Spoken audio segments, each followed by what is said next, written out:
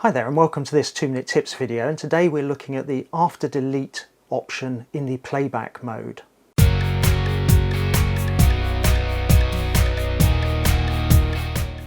So the after delete option in playback is a small piece of tailoring, but it can be quite useful, and it's important to get it right because you don't really want to delete the wrong photos.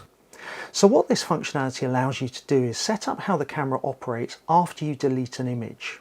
And there are three options. The camera either shows the next image, the camera shows the previous image, or continue as before. So if you're scrolling forwards through some images, then it will show the next image. However, if you've been scrolling backwards through the images, it will show the previous image.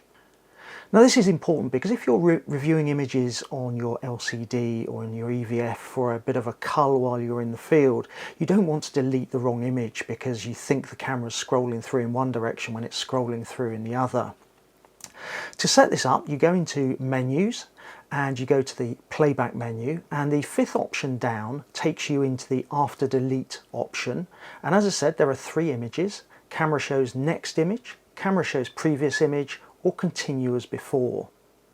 So it's a really useful little piece of functionality for setting up the camera how you choose to operate, because different people scroll through their images in different ways. And therefore getting it set up to be tuned to how you operate is really useful. So how do you have yours set up? Have you found this piece of functionality? Do you find it useful? As always, I hope you found this useful. If you did, hit the subscribe button, hit the notification bell to be notified of future videos, and I look forward to seeing you in a future video.